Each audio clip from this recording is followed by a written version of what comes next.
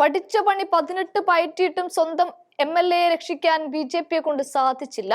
Chief justice നടത്തിയ പ്രത്യേക നീക്കത്തിൽ 3 വർഷം കഠിന തടവിനാണ് BJP MLA സുപ്രീം കോടതി ജയിലറകളിലേക്ക് വിട്ടിരിക്കുന്നത്. കഴിഞ്ഞ ദിവസം പോലും 142 കോടി വെളുപ്പിച്ചതിന്റെ കണക്കുമായി ED സോണിയയ്ക്കും രാഹുലിനുമെതിരെ വീണ്ടും രംഗത്തെത്തിയിരുന്നു.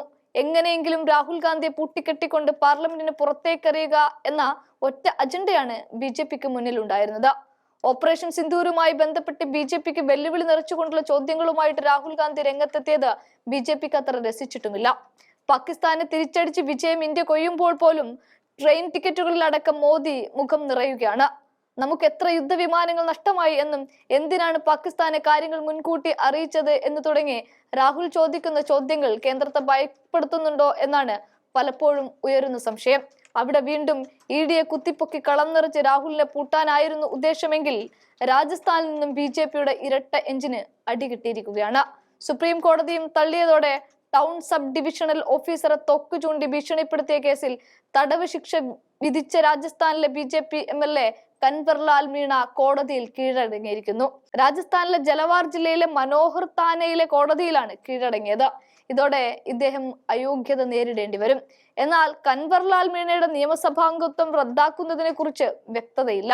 നിയമോപദേശം തേടിക്കൊണ്ടിരിക്കുകയാണെന്നാണ് സ്പീക്കർ വാസുദേവൻ ദേവ്നാനി ഇപ്പോഴും പറയുന്നത്. വ്യത്യസ്ത മണ്ഡലങ്ങളിൽ നിന്നായി 2 തവണയാണ് അദ്ദേഹം MLA ആയത്. 2005 അക്ലേരയിലെ town sub divisional officer Ram Niwas മേത്തയെ തോക്കു ചൂണ്ടി ഭീഷണിപ്പെടുത്തിയ കേസിലാണ് 3 വർഷത്തെ തടവ് ശിക്ഷ ഇപ്പോൾ വിധിച്ചിരിക്കുന്നത്. ജനപ്രാതിനിധ്യ നിയമപ്രകാരം 2 വർഷത്തിൽ കൂടുതൽ തടവ് ശിക്ഷ ലഭിച്ചാൽ ഒരു നിയമസഭാ അംഗത്തെ അയോഗ്യനാക്കണം എന്നാണ്. കൻവർലാലിനെ ആദ്യം വിചാരണ കോടതി കുറ്റവിമുക്തനാക്കി എങ്കിലും ഇതിനെതിരെയുള്ള അപ്പീൽ പരിഗണിച്ച മേൽക്കോടതി 2020 ശിക്ഷ ശരിവെച്ചു.